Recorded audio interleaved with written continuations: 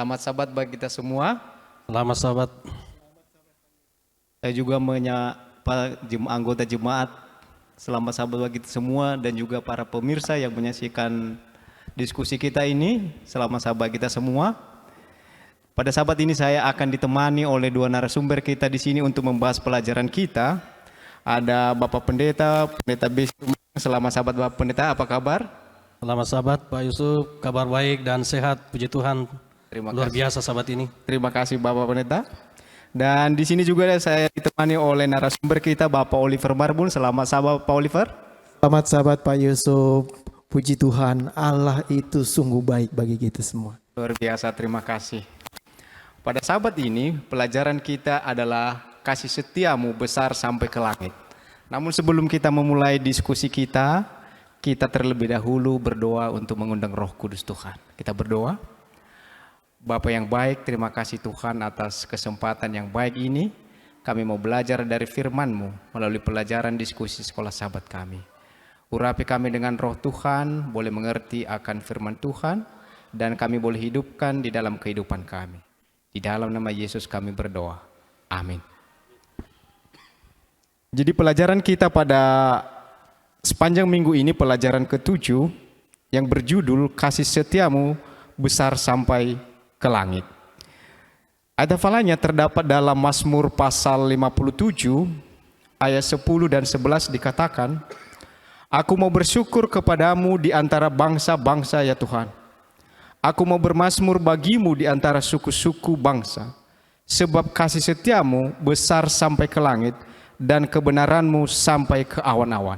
Jadi pelajaran kita pada sepanjang minggu ini berbicara tentang kasih setia Tuhan yang begitu besar. Dan pelajaran kita ini akan dibahas oleh narasumber kita yang menemani saya di sini. Yang pertama saya akan bertanya kepada Bapak Pendeta. Pertanyaan adalah, kira-kira apakah implikasi dari fakta bahwa kasih setia Tuhan sampai ke langit dan kemurahan Tuhan kekal untuk selama-lamanya? Boleh dijelaskan Pak Pendeta? Baik, terima kasih Pak Yusuf. Dan tentu kepada pemirsa kami ucapkan selamat Sabat sekali lagi. Kasih setia besar sampai ke langit. Apa implikasinya? Bahwa jelas di dalam kitab Mazmur pasal 136 mencatat tentang kasih setia Tuhan yang kekal untuk selamanya kepada manusia. Dan saya kira memang inilah yang menjadi inti daripada Alkitab itu sendiri, mulai dari Kejadian sampai Wahyu. Dan tentunya pembahasan kita sepanjang triwulan ini kitab Mazmur.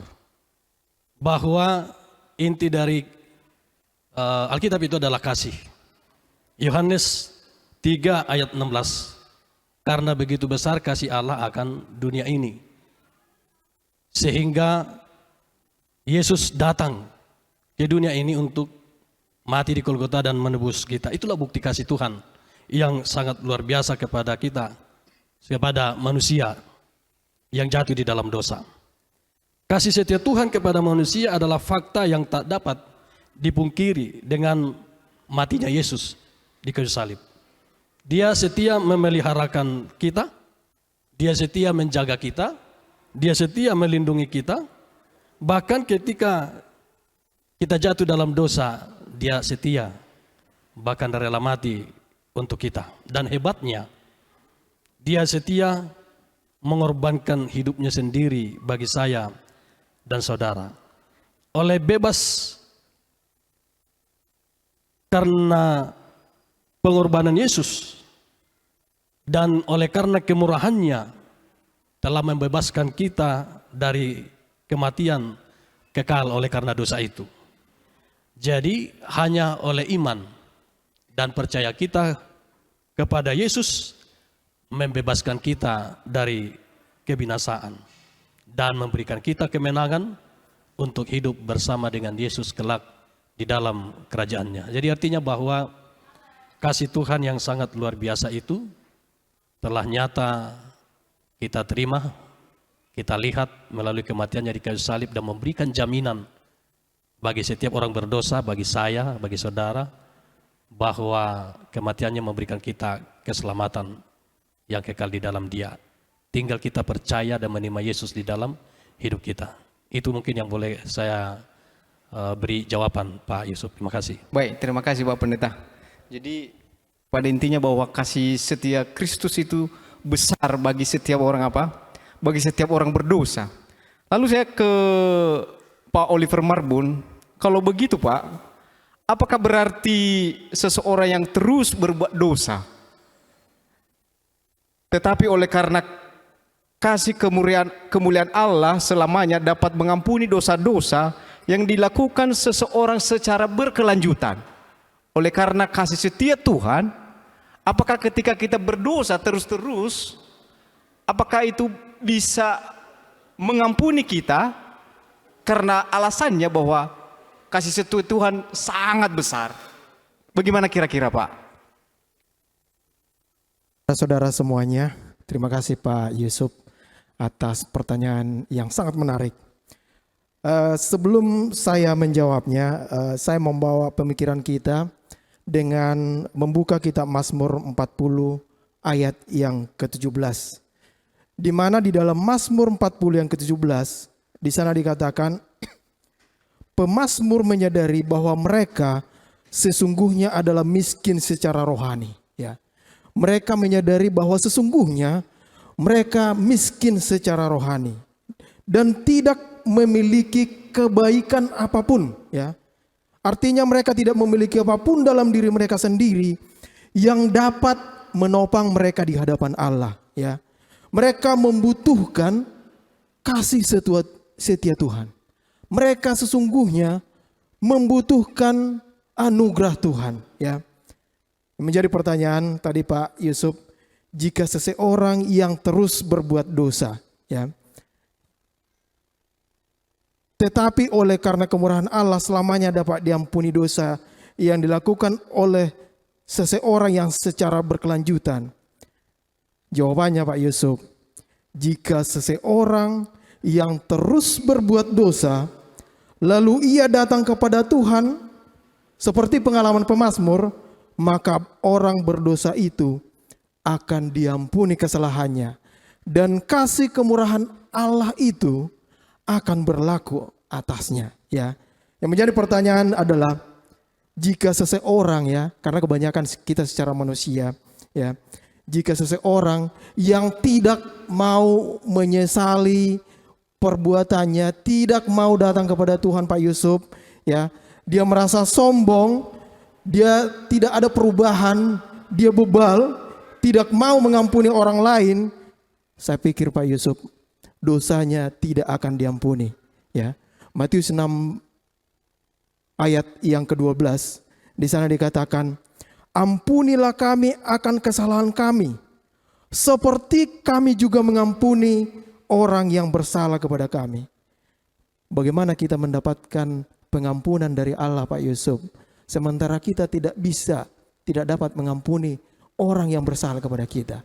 Jadi saudara-saudaraku semuanya, pemirsa yang diberkati Tuhan, kasih kemurahan Allah itu akan menjadi bagian kita umat-umat Tuhan, jika kita mau datang kepadanya, mengakui segala kesalahan kita. Di dalam Yesaya 1 ayat yang ke-18, di sana dikatakan, marilah baiklah kita berperkara, firman Tuhan, sekalipun dosamu merah seperti kermiji, aku akan menjadikan putih seperti salju. Sekalipun berwarna merah seperti kain kesumba, aku akan menjadikan putih seperti bulu domba. Oleh karena itu, saudara-saudara semuanya yang diberkati Tuhan, pemirsa dimanapun kita berada, Pak Yusuf atas pertanyaan itu, marilah kita datang kepada Tuhan.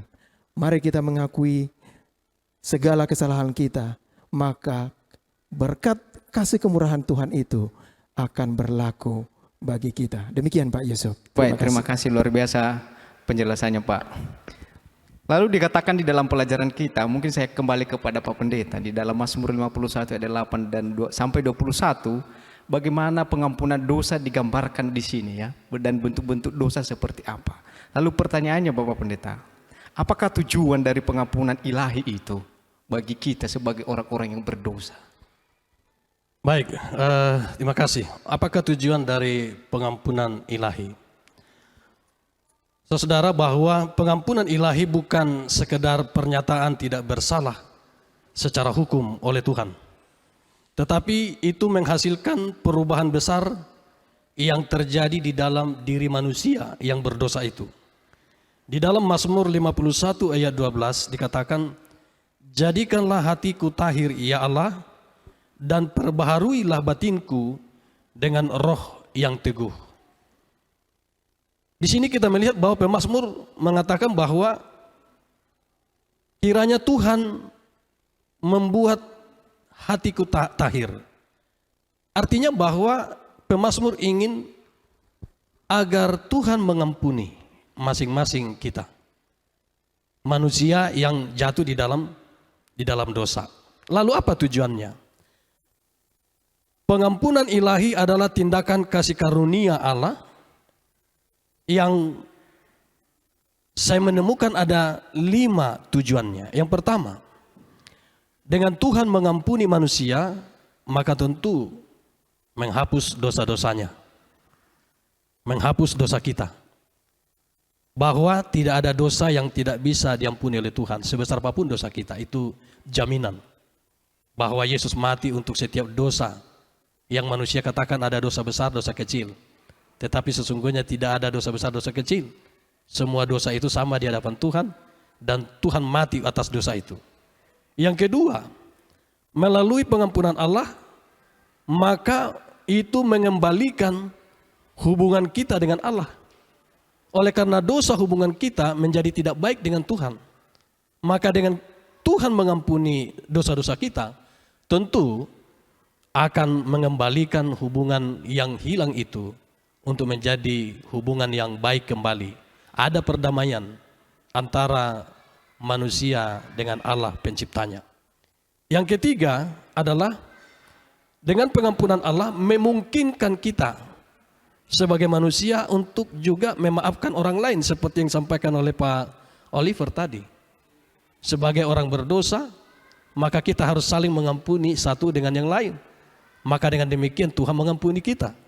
Jadi ketika Tuhan mengampuni kita, ya otomatis kita juga akan saling mengampuni sebagai manusia atau sebagai anak-anak Tuhan.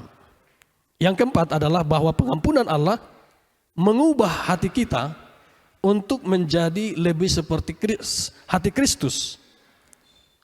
Seperti apa hati Kristus? Kristus mengampuni orang yang berdosa, bersalah kepadanya. Kita ingat bagaimana Yesus berkata, "Ampunilah mereka," ketika dia disalibkan di atas kayu salib.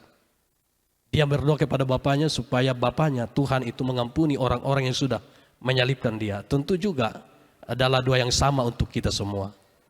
Jadi dengan pengampunan Tuhan, maka itu mengubah hati kita menjadi seperti hati Yesus yang sangat mampu mengampuni orang lain secara khusus yang kita anggap musuh. Mungkin ada orang-orang yang tidak suka dengan kita, atau mungkin ada orang-orang yang bermasalah dengan kita, maka kita mudah mengampuninya. Dan yang terakhir adalah tujuan dari pengampunan ilahi adalah syarat mutlak untuk keselamatan dan kehidupan kekal kita, seperti yang disampaikan oleh Pak Oliver tadi, bahwa dengan pengampunan Allah pada kita, itu memberikan kita kesempatan menerima keselamatan daripada Tuhan.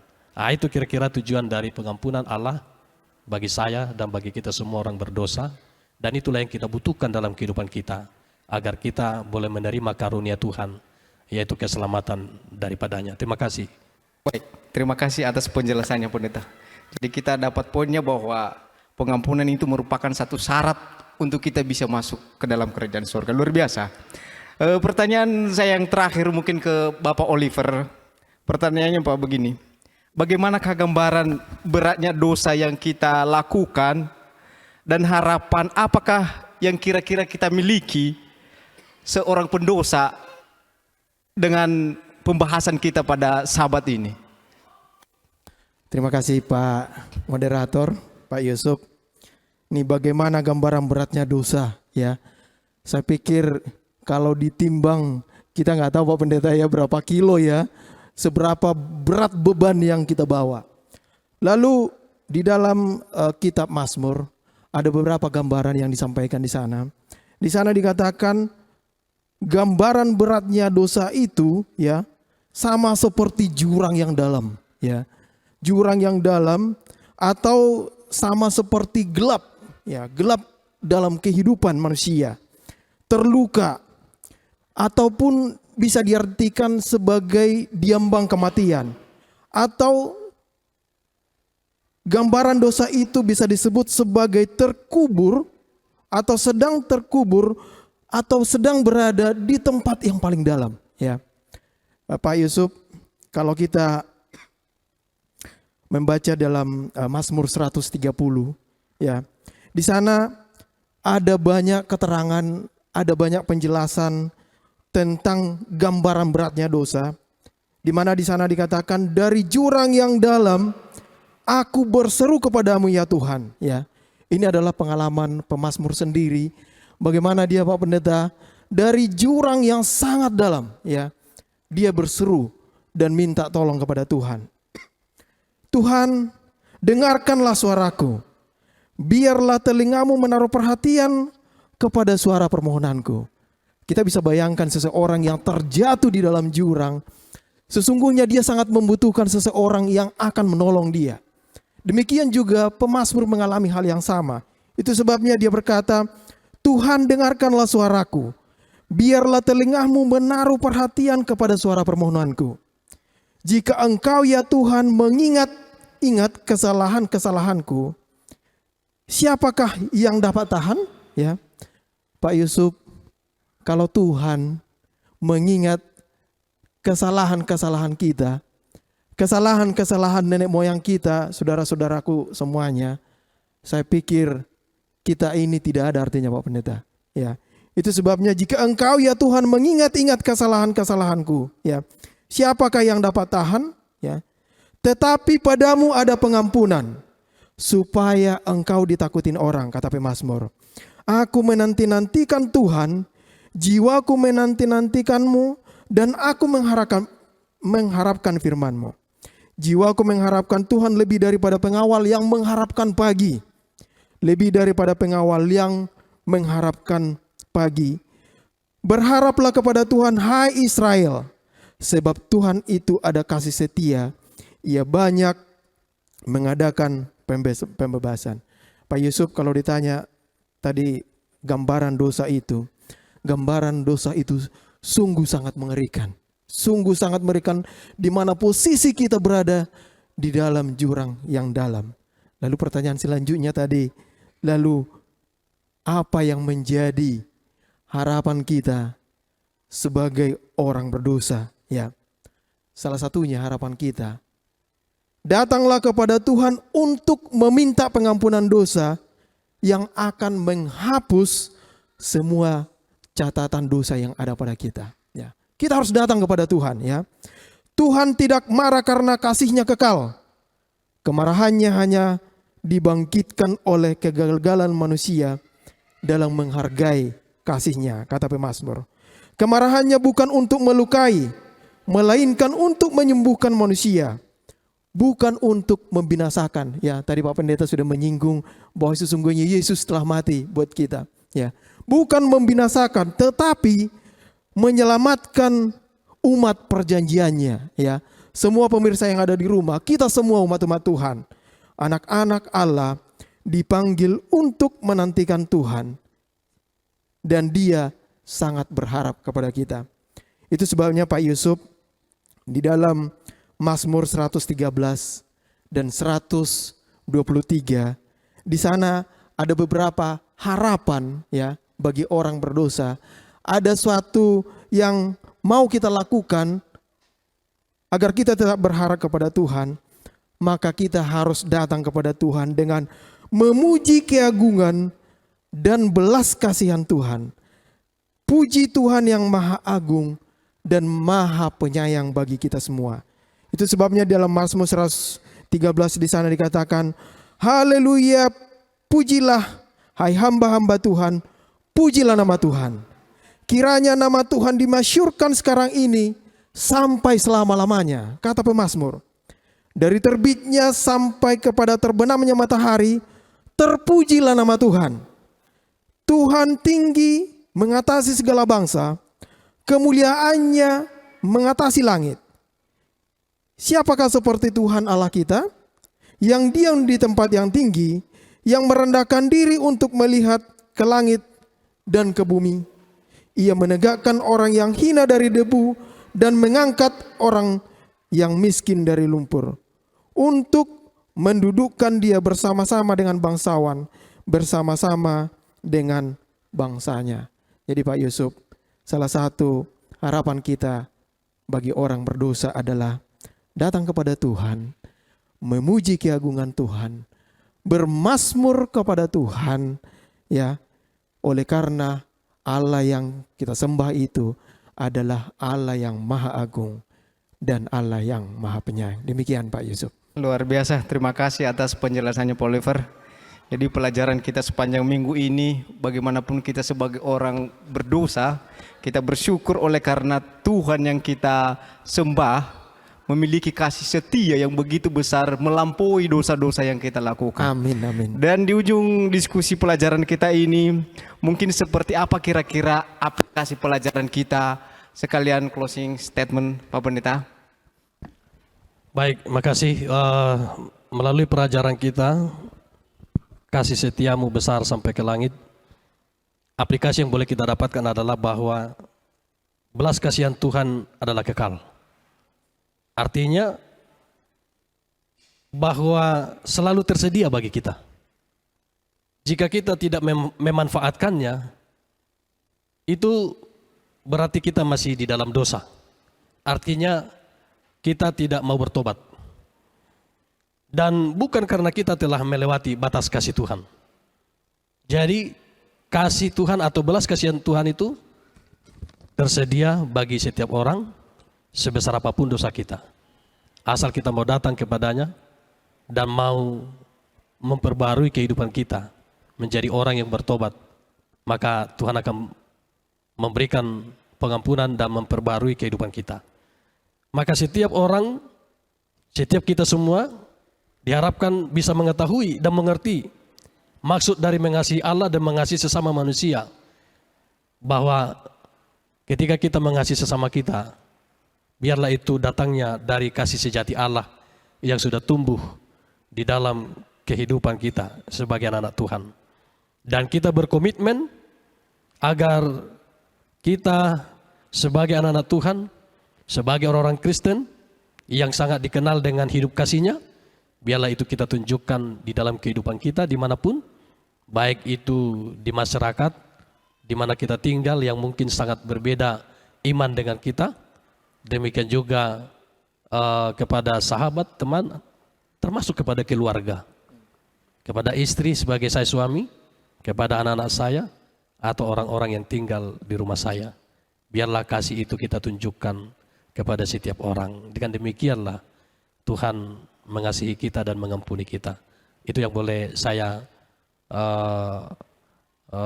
simpulkan dari pelajaran kita sepanjang pekan ini. Makasih Pak Yusuf. Terima kasih Pak Pendeta. Mungkin kepada Pak Oliver yang terakhir, kira-kira aplikasi dalam pelajaran kita ini apa Pak yang bisa kita lakukan sebagai umat-umat Tuhan? Yang menjadi pelajaran bagi kita sepanjang 1 minggu ini adalah bahwa kita ini, Pak Yusuf, Pak Pendeta, sesungguhnya kita ini adalah orang-orang berdosa yang sesungguhnya tidak layak bagi Tuhan. Ya, kita ini adalah orang miskin, buta, lemah, manusia fana, yang tidak ada kebaikan yang kita bisa banggakan untuk menghadap Tuhan. Namun Tuhan mengundang kita, ya. Tuhan mengundang kita untuk datang kepadanya. Itu sebabnya di dalam Matius 11 ayat 28 sampai 30 di sana dikatakan, marilah kepadaku semua yang letih lesu dan berbeban berat, aku akan memberi kelegaan kepadamu. Pikullah kuk yang kupasang dan belajarlah padaku, karena aku lemah lembut dan rendah hati, dan jiwamu akan mendapat ketenangan. Sebab kuk yang kupasang itu enak dan bebanku pun ringan. Saudara-saudara, pemirsa yang diberkati dan dikasihi Tuhan, pelajaran kita 1 minggu ini mengundang kita semua saudara-saudara untuk datang kepada Tuhan. Kita mau berubah, kita mau melakukan suatu transformasi dalam kehidupan kita. Kita mau menyembah Allah, sebab melalui penyembahan kita kepada Allah, melalui puji-pujian dan doa kita kepada Allah, melalui perbaktian kita kepada Tuhan, Allah itu adalah Allah kasih. Dan pemazmur berkata, kasih setianya besar sampai ke langit, bahwasanya untuk selama-lamanya kasih setianya. Demikian Pak Yusuf, pelajaran yang kita bisa dapat sepanjang 1 minggu ini. Shalom, Tuhan memberkati. Baik, terima kasih. Jadi demikianlah pelajaran sekolah sahabat kita pada sahabat ini. Terlebih saya sampaikan terima kasih bagi para narasumber kita, Bapak Pendeta. Terima kasih Pak Pendeta sudah meluangkan waktunya. Bapak Oliver juga terima kasih. Terima kasih Pak Terima Yusuf. kasih. Shalom. Namun sebelum kita menutup pelajaran sekolah sahabat kita ini, kita berdoa. Saya undang Pak Pendeta boleh memimpin kita dalam doa. Baik, mari kita bersatu dalam doa. Tuhan Allah Bapa di sorga, terima kasih atas besarnya kasih-Mu yang sangat luar biasa bagi setiap kami orang berdosa. Dan pengampunan-Mu selalu terbuka bagi kami. Tuhan, terima kasih pelajaran yang sangat berharga kami boleh terima kembali hari ini. Biarlah itu boleh terus tertanam di dalam hati dan pikiran kami, agar kami menyadari akan dosa yang kami lakukan dalam hidup kami. Kami boleh datang kepada Tuhan, mengakui segala perbuatan-perbuatan jahat yang sudah kami lakukan, dan kami berkomitmen untuk meninggalkan semua itu dan datang kepada Tuhan dalam pertobatan, menyesali apa yang sudah kami lakukan di dalam kehidupan kami, dan kami mau hidup baru di dalam Yesus. Dan itulah yang akan menuntun hidup kami untuk boleh mengasihi sesama kami, mengasihi keluarga kami, mengasihi orang-orang yang ada di sekitar kami. Dan tentunya dengan demikian kami berkenan kepadamu. Kami layak disebut menjadi anak-anak Tuhan yang hidup di dalam kasih Tuhan. Terima kasih Tuhan, biarlah pelajaran yang berharga ini boleh kami pegang dalam hidup kami. Demikian juga bagi semua pemirsa yang mendengarkan pekabaran Tuhan pada hari Sabat ini. Tuhan, kami akan akhiri diskusi ini dan pelajaran yang sangat penting ini.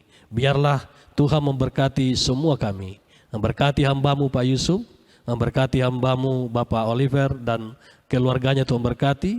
Demikian juga semua pemirsa yang mendengarkan siaran ini. Tuhan memberkati masing-masing mereka, keluarga mereka, anak-anak mereka, senantiasa di dalam kasih-Mu. Inilah doa dan permohonan kami Tuhan. Ampunkan dosa kami, karena kami persembahkan doa kami kepadamu. Di dalam nama Yesus adalah Tuhan dan Juru Selamat kami. Amin. Baik, terima kasih Pak Pendeta, terima kasih Pak Oliver. Jadi demikianlah pelajaran sekolah sahabat kita sepanjang sabat ini. Tuhan memberkati kita. Selamat sabat. Amin.